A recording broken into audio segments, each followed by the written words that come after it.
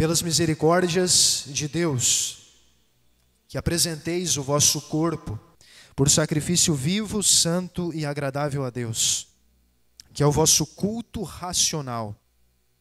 E não vos conformeis com este século, mas transformai-vos pela renovação da vossa mente, para que experimenteis qual seja a boa, agradável e perfeita vontade de Deus. Amém? Esse texto fala que existe um clamor, existe um pedido. Paulo aqui, inspirado por Deus, ele fala: irmãos, eu rogo-vos que apresenteis o vosso corpo como sacrifício vivo. Você lembra que no Antigo Testamento, o chefe da sua família, ele levava um cordeirinho para ser sacrificado lá no altar, no santuário, no templo, no tabernáculo. E lá ele, ao oferecer aquele cordeirinho, ele demonstrava fé no Redentor vindouro, naquele Redentor que viria, no Cordeiro de Deus que tira o pecado do mundo. E com fé nesse Cordeiro que viria, os seus pecados eram perdoados. Então o sacrifício era oferecido através de uma vítima, um cordeiro sem mancha de 1 ano. Agora no Novo Testamento, Paulo, inspirado por Deus, está dizendo para nós que o sacrifício não é mais um animal que é oferecido para ser morto, para ser sacrificado, porque o verdadeiro Cordeiro de Deus já veio. Mas nós ainda temos que oferecer um sacrifício. E que sacrifício é esse? É o nosso próprio corpo, como sacrifício vivo, santo e agradável a Deus. O sacrifício é vivo, porque a sua vida deve estar inteiramente submissa à vontade do Senhor. O sacrifício é santo, porque você foi separado das práticas libertinas e mundanas de uma sociedade cada vez mais corrompida. Você foi separado para ser santo, para viver para um propósito, para glorificar a Deus. Esse sacrifício também é agradável a Deus, não agradável a nós mesmos. Deixa eu te falar algo importante. Você não vive para agradar a si próprio. Você vive para agradar a Deus. É a Ele que nós devemos agradar em quantas coisas? Em todas as coisas. É a vontade de Deus e é agradá-lo em tudo que nós devemos buscar. Esse sacrifício é vivo, esse sacrifício é santo, ele é agradável a Deus. E esse sacrifício se dá por meio do que, igreja? Por meio do nosso culto racional. É óbvio que quando nós ouvimos a palavra, é óbvio que quando nós estamos na igreja, Deus pode mexer com as nossas emoções também, mas primeiro Ele mexe com a nossa razão, primeiro Ele fala ao nosso intelecto, e Ele quer, não só dentro da igreja, mas Ele quer que na vida nós ofereçamos um culto racional, um culto inteligente, porque o culto que nós oferecemos, embora o seu clímax seja dentro da igreja, o nosso culto ele é oferecido a Deus a todo tempo, porque nós não somos adoradores apenas dentro da igreja, nós somos adoradores por onde quer que nós sairmos. Quando termina o culto, muitas vezes de forma errônea nós falamos: Senhor, estamos aqui agora nesse momento e ouvimos a Tua palavra e vamos sair da Tua presença. Você já ouviu isso? Irmão, se você sair da presença de Deus, você vai entrar em apostasia. Você vai abandonar os caminhos de Deus. Você vai sair desse ambiente de culto, mas você vai permanecer na presença de Deus, porque Deus te chamou para oferecer um culto através da sua vida, todos os dias da semana, com o clímax aqui no culto, amém? O texto vai continuar dizendo: não vos conformeis com este século. Sabe, irmãos, o maior risco da igreja é começar a se conformar com os padrões mundanos, seculares, ímpios, pecaminosos de uma sociedade degenerada que vai de mal a pior. Valores que nós tanto defendemos, hoje a nossa sociedade inverte. Os nossos valores que estão baseados na palavra de Deus, que são tão caros, hoje nós vemos a maioria deles sendo completamente ignorados. E não só isso, parece que o que é mal, parece que o que é imoral hoje é publicitado, hoje é o padrão. E nós que procuramos viver de acordo com a palavra de Deus, de acordo com o assim diz o Senhor, somos muitas vezes taxados como diferentes. E sim, igreja, deixa eu te falar algo importante, nós somos diferentes desse mundo corrompido, porque nós somos iguais a Cristo. Amém? Nós somos diferentes porque somos iguais a Cristo. E todos os dias nós somos bombardeados por ideias, por imagens, por estilos de vida que tentam moldar a nossa mente, diferente dos padrões da palavra de Deus. Mas a palavra de Deus chega até nós declarando com a mesma autoridade em que ela foi proferida originalmente: e não vos conformeis com este século. Amém, igreja? Não vos conformeis. E o texto diz: para que experimenteis a boa, a agradável e a perfeita vontade de Deus. Então, para que nós experimentemos a vontade de Deus, nós não podemos nos conformar com este século.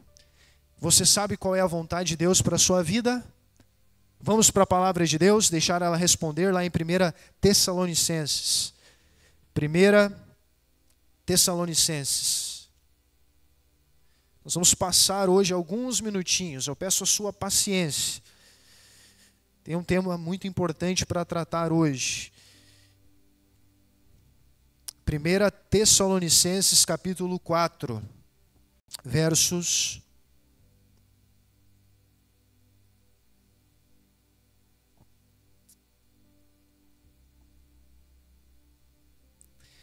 3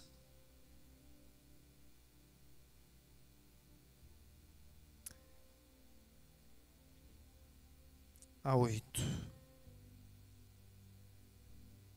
O texto diz: pois esta é a vontade de Deus, a vossa santificação, que vos abstenhais da prostituição, que cada um de vós saiba possuir o próprio corpo em santificação e honra, não com desejo de lascívia como os gentios, que não conhecem a Deus, e que nesta matéria ninguém ofenda nem defraude a seu irmão. Porque o Senhor contra todas estas coisas, como antes vos avisamos e testificamos claramente, é o vingador. Porquanto Deus não nos chamou para a impureza, e sim para o que, igreja? Para a santificação. Dessarte, quem rejeita estas coisas, não rejeita o homem, e sim a quem? A Deus, que também vos dá o seu Espírito Santo. Irmãos, sabe qual é a maior tentação de um pregador? É pregar apenas aquilo que as pessoas querem ouvir. É ao final do culto receber aquele tapinha nas costas: olha, que benção essa mensagem. Mas embora a palavra de Deus seja confortadora, a palavra de Deus também é uma espada capaz de dividir juntas e medulas. Ela é a verdade. E a verdade da palavra de Deus, ela deve edificar o seu povo. Ela deve instruir, ela deve exortar. Então, a palavra de Deus diz que a vontade de Deus para nós é a nossa santificação, que nós estejamos separados das práticas libertinas, imorais e mundanas de um mundo que vai de mal a pior. E digo sem medo de errar, um mundo que caminha velozmente para a sua destruição. Essa é a realidade do mundo, sim ou não? Essa é, de fato, a realidade. Hoje, irmãos, nós vamos falar de um aspecto importante da santificação.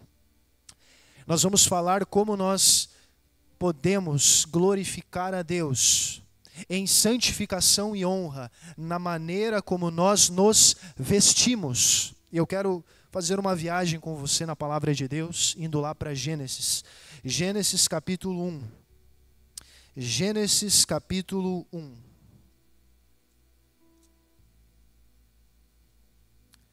Versos 26 e 27.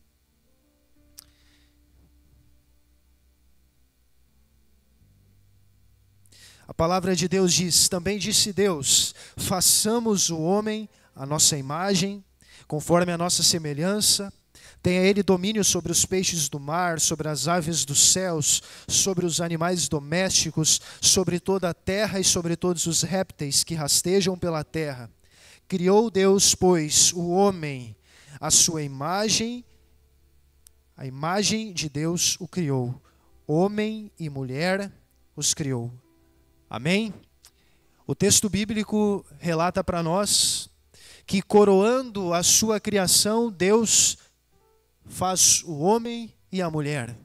E Ele dá ao homem e à mulher domínio sobre a criação.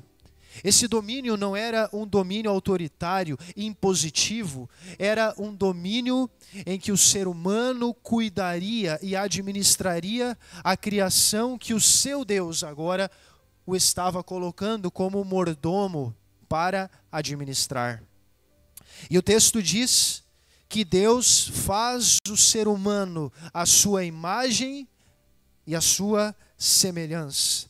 Olha o que o livro Patriarcas e Profetas, página 45, declara, abre aspas: o homem foi criado à imagem de Deus, tanto na fisionomia como no caráter.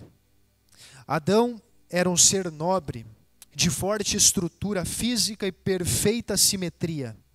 Eva era um pouco mais baixa, mas em todas as suas proporções era perfeitamente simétrica e muito bela.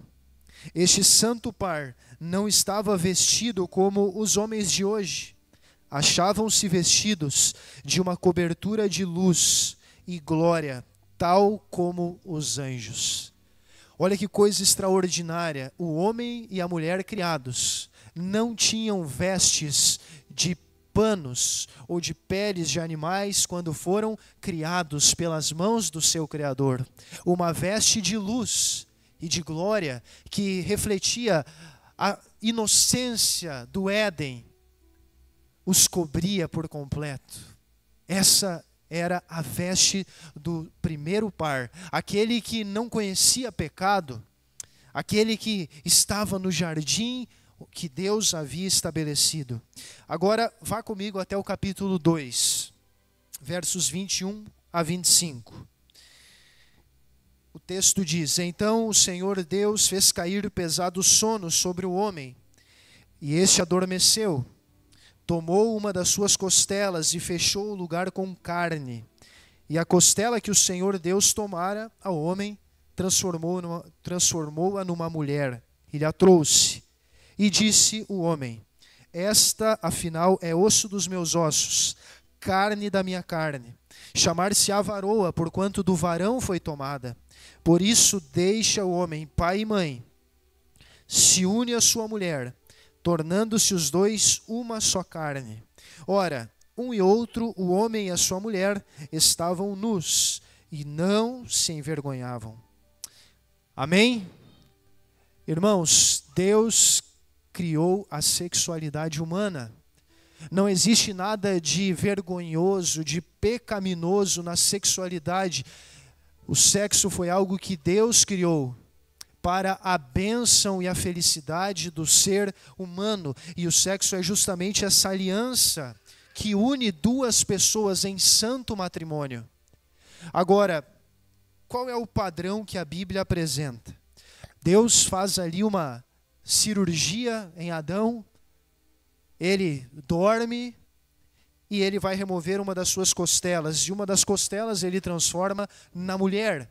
E Adão, ao vê-la, declara: essa finalmente é carne da minha carne, é osso dos meus ossos, porquanto do varão foi tomada. Por isso deixa o homem pai e mãe, se une à sua mulher, e os dois tornarão-se uma só carne. Qual que é o padrão de Deus, igreja? Qual que é o padrão de Deus? Por isso deixará o homem. Primeiro passo é deixar.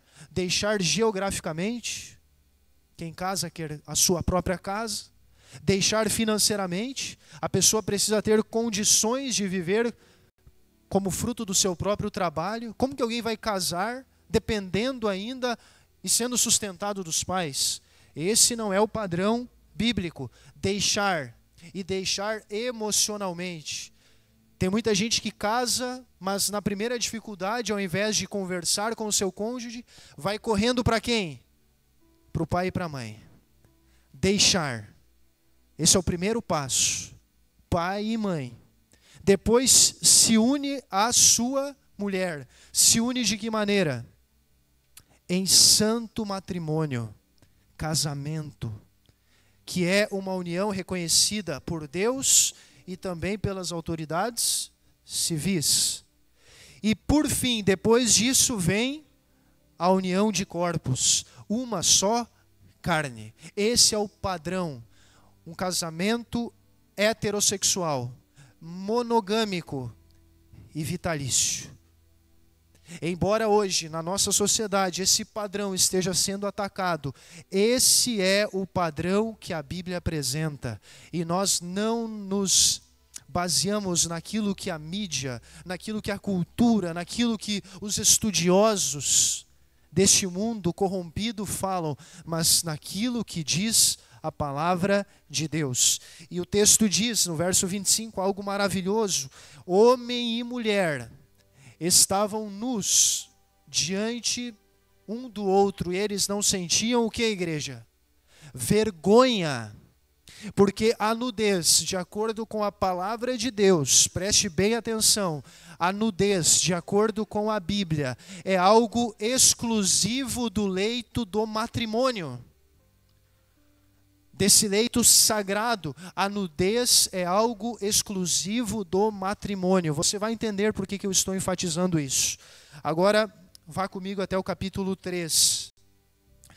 Gênesis capítulo 3, versos 6 a 8. O texto vai dizer: vendo a mulher que a árvore era boa para se comer, agradável aos olhos, e árvore desejável para dar entendimento, tomou-lhe o fruto e comeu, e deu também ao marido, e ele comeu. Abriram-se então os olhos de ambos, e percebendo que estavam nus, coseram folhas de figueira e fizeram cintas para si. Quando ouviram a voz do Senhor Deus, que andava no jardim pela viração do dia, esconderam-se da presença do Senhor Deus, o homem e a sua mulher, por entre as árvores do jardim. Muito bem. O texto diz que Adão e Eva transgridem a única ordem que Deus havia estabelecido para eles. Eles poderiam comer de todas as árvores, mas unicamente da árvore do conhecimento do bem e do mal eles não poderiam comer. Mas eles transgridem, e com isso agora aqueles que eram cobertos por vestes de luz, agora eles se encontram nus. Porque eles perderam por conta do pecado a sua inocência. Agora eles estavam nus, então eles tentam dar um jeitinho humano. E o que eles fazem? Eles vão coser folhas de figueira, e por meio dessas folhas de figueira eles vão cobrir as partes íntimas. Eles vão cobrir as partes íntimas. Preste bem atenção nisso, igreja.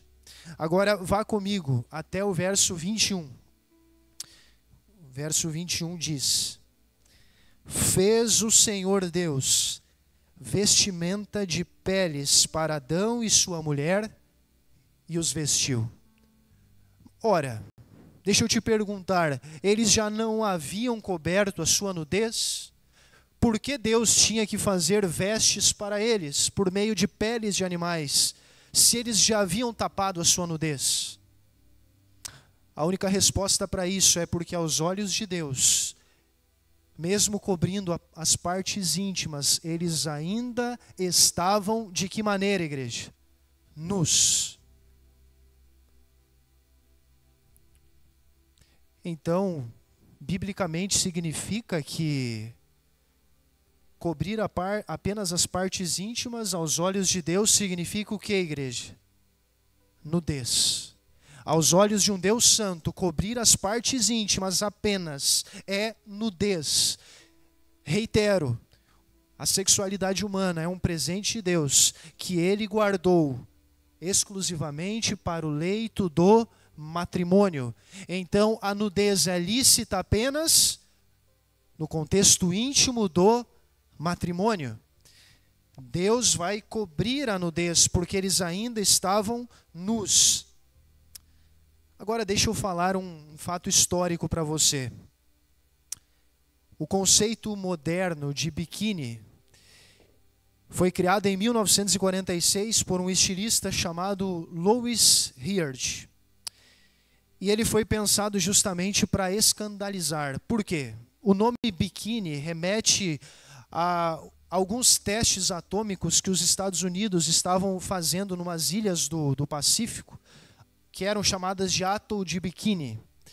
Então ele pega esse nome e ele vai dar esse nome para o biquíni, porque ele queria escandalizar. Ele queria, através daquela vestimenta, causar realmente um rebuliço na sociedade da época. Eu pergunto para você, esse tipo de vestimenta é uma vestimenta apropriada para um cristão, sim ou não? Não. Eu não estou falando apenas para as mulheres, estou falando para os homens também. Um homem cristão que teme a Deus, que está procurando viver em santificação, seria correto ele andar na praia ou numa piscina de sunga por aí? Aos olhos de um Deus santo, isso é nudez. Quando Deus viu o ser humano que ele havia criado, que havia perdido as suas vestes de justiça, aquelas vestes que representavam a sua inocência, a sua pureza antes do pecado, e quando eles cobriram as partes íntimas, Deus não julgou aquilo suficiente.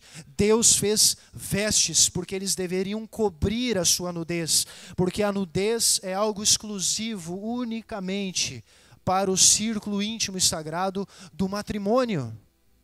Isso precisa ser falado. Ellen White comenta, no Patriarcas e Profetas também, página 45, o vestuário de Adão e Eva antes de pecarem era uma cobertura de luz e glória refletida pelo próprio Deus. Quando pecaram, essa luz se retirou e para suprir a falta tentaram fazer para si coberturas. Agora eu quero compartilhar com você uma citação do livro Deus o Estilista, que eu recomendo a leitura. Página 19, o autor diz: Deus usou este acontecimento literal para nos ensinar uma verdade espiritual. Ele substituiu as cintas de Adão e Eva por túnicas de pele. Embora Adão tenha coberto seus quadris, Deus o cobriu do pescoço aos joelhos. Isso é bastante significativo. A obra das mãos de Adão, quer no sentido espiritual, obra de justiça, quer no sentido físico, a nudez foi inaceitável a Deus. Somente a vestimenta que Deus mesmo providenciou foi suficiente para satisfazer ambos os sentidos. Enquanto Adão cobriu determinadas partes, o Senhor cobriu o corpo de Adão. Percebeu? O Senhor cobriu o corpo de Adão e não apenas as suas partes íntimas. E eu quero já, caminhando para o final da nossa mensagem, falar sobre modéstia. Modéstia, qual é a importância disso para nós? Vamos abrir a Bíblia, igreja, lá em 1 Timóteo. 1 Timóteo capítulo 2.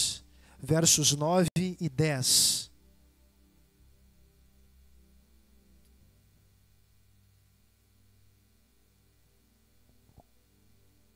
1 Timóteo capítulo 2, versos 9 e 10. A palavra de Deus diz: da mesma sorte que as mulheres em traje decente se ataviem com modéstia e bom senso, não com cabeleira frisada, com ouro, com pérolas ou vestuário dispendioso, porém com boas obras, como é próprio às mulheres que professam ser piedosas. Primeiro aspecto que eu destaco: o homem e a mulher cristãos, devem se vestir com traje decente. A palavra decente no original significa algo arrumado, algo ordenado, algo apropriado para o seu contexto. Eu pergunto para você: a nudez é apropriada dentro do círculo íntimo do casamento? Sim ou não? Sim. Agora, a nudez é apropriada numa praia, num parque aquático, numa piscina? Não. Não é porque nós estamos em um ambiente onde há água que nós estamos liberados para negligenciar os nossos princípios de modéstia. Nem mesmo num casamento, porque um casamento não deixa de ser um culto que nós oferecemos a Deus. Traje decente. Segunda coisa, com modéstia e bom senso. A modéstia fala de um espírito humilde que não quer chamar a atenção para si mesmo, que não quer que os olhares dos outros sejam atraídos para o seu próprio corpo, mostrando aquilo que deveria ser exclusivo do círculo íntimo do casamento. Bom senso. Bom senso é a capacidade de discernir o que é adequado para cada contexto. Bom senso. E Paulo vai dizer ainda: não com tranças, com ouro, com pérolas ou com vestuário dispendioso. Irmãos, na época em que Paulo escreveu isso aqui, as mulheres mais ricas ostentavam, por meio de ouro, de pérolas, de tranças elaboradas, entrelaçadas com fios de ouro.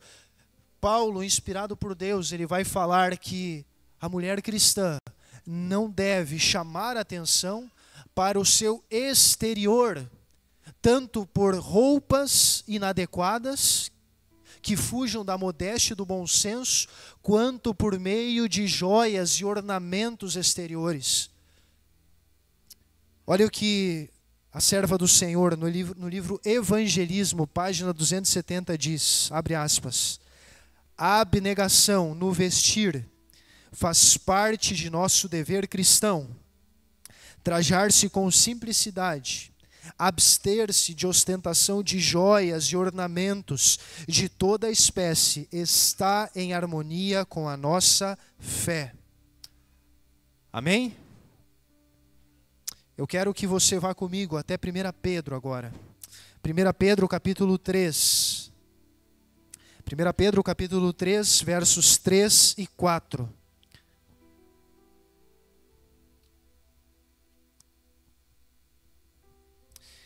Não seja o adorno da esposa o que é exterior, como frisado de cabelos, adereços de ouro, aparato de vestuário. Seja, porém, o homem interior do coração unido ao incorruptível trajo, de um espírito manso e tranquilo, que é de grande valor diante de Deus. Perceba, modéstia, irmãos, implica não chamar atenção para o exterior. Não seja o adorno aquilo que é exterior. Nós não chamamos a atenção por meio daquilo que vestimos ou por meio daquilo que usamos. A ênfase deve estar na beleza interior, no caráter, nas virtudes cristãs. Isso não significa que nós não vamos nos arrumar, nós não vamos nos vestir de forma adequada, mas nós não devemos nos vestir de forma chamativa. É isso que a Bíblia diz. Agora, o que mais o texto diz? Que o foco esteja no homem interior do coração. Então, a verdadeira beleza do homem e da mulher não está naquilo que veste, não está naquilo que usa, mas num coração que foi transformado pela graça do Senhor Jesus Cristo, num caráter que dia a dia está se tornando mais semelhante ao caráter de Cristo. E ele fala no incorruptível traje de um espírito manso e tranquilo. Perceba que aqui Pedro vai falar que as virtudes cristãs são incorruptíveis. O que é algo incorruptível? É aquilo que não pode ser corrompido pelo tempo. É aquilo que não está sujeito à corrupção do pecado. Esse espírito manso, esse espírito tranquilo, ele é incorruptível porque ele é eterno, ele é imune à decadência. É por isso, irmãos, que a palavra de Deus diz: e não vos conformeis com este século, mas transformai-vos pela renovação da vossa mente, para que experimenteis aquela que é a boa, agradável e perfeita vontade de Deus, que é a vossa santificação, inclusive na maneira como nos vestimos. Então, para resumir, o homem e a mulher cristãos não devem, seguindo o princípio da modéstia, utilizar roupas curtas que expõem o corpo, não deve evitar roupas apertadas que modelam sensualmente o corpo. O que mais? Devem fugir de roupas transparentes que insinuam a nudez.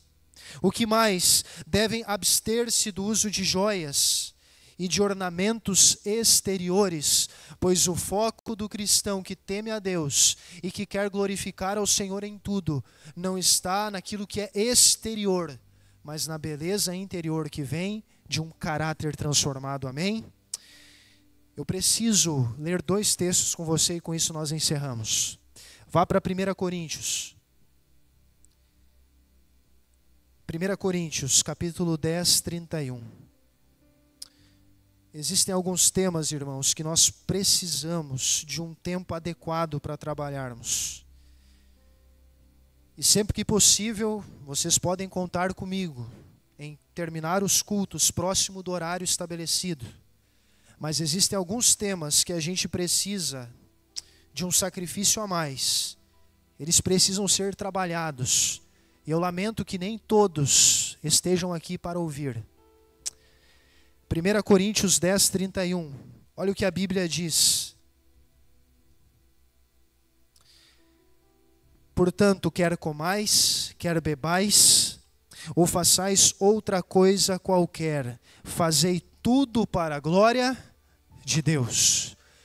Então, se tudo para a glória de Deus, isso significa que a maneira como nós nos vestimos deve ser também para a glória de Deus.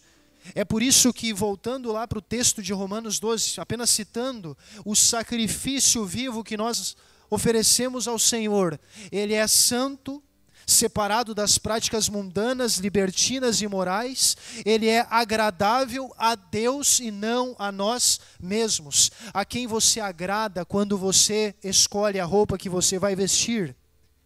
Sabe, irmãos, existem muitas pessoas que vão na frente do espelho e ficam se olhando ali para ver se a roupa que estão usando, ela está sexy. Você sabe o que significa estar sexy? É se vestir sexualmente atrativo para as pessoas com quem você entrar em contato. Eu pergunto, essa é a maneira que o cristão deve se vestir? Com transparências, com roupas apertadas, coladas, com roupas que insinuam a nudez? Ou numa praia, numa piscina, com praticamente mostrando todo o seu corpo, que aos olhos de Deus é nudez? Será que essa é a maneira?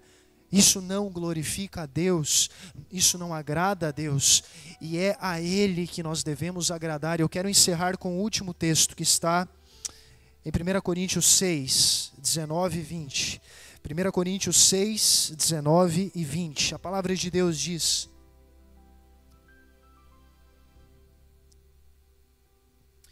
acaso não sabeis que o vosso corpo é santuário do Espírito Santo, que está em vós, o qual tendes da parte de Deus, e que não sois de vós mesmos, porque fostes comprados por preço. Agora glorificai a Deus no vosso corpo. Deixa eu falar algo importante para você. Por que nós estamos falando disso hoje? Porque nós não pertencemos a nós mesmos. Porque nós fomos comprados por um alto preço. O sangue de Jesus que foi derramado lá na cruz para nos salvar, aquele sangue representa que nós fomos comprados por um alto preço, para que agora nós não vivamos conforme os padrões mundanos, imorais, libertinos de uma sociedade degenerada.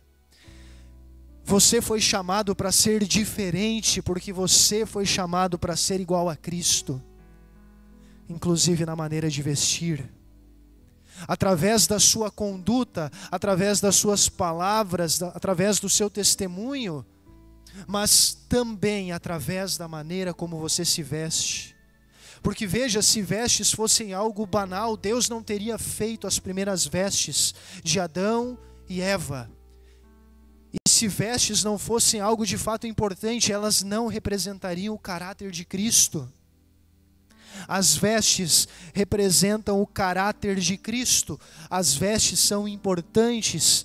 E o apelo nesta manhã é para que nós sejamos uma igreja santa, uma igreja pura, uma igreja que está se preparando para um dia estar com Cristo no lar eterno. O apelo de Deus para você é que você seja santo, para que você seja separado das práticas mundanas. Se hoje a sociedade está se vestindo de uma maneira completamente diferente do que nós falamos aqui, você está sendo chamado hoje para ser um representante de Deus nessa terra, para ser um embaixador do reino, para que através da maneira como você se veste, as pessoas olhem para você e elas vejam que ali vai um homem e uma mulher de Deus. Quantos têm esse desejo nessa manhã? Posso ver as mãos? Nesse momento nós teremos um último louvor. Enquanto você ouve esse louvor, ore a Deus, reflita sobre isso. E se você está tendo dificuldade nessa área, peça que Deus te ajude. E ore também por aqueles que precisam melhorar nesse aspecto, que não é banal, que não é secundário, mas que é muito importante para que a gente glorifique o nome de Deus.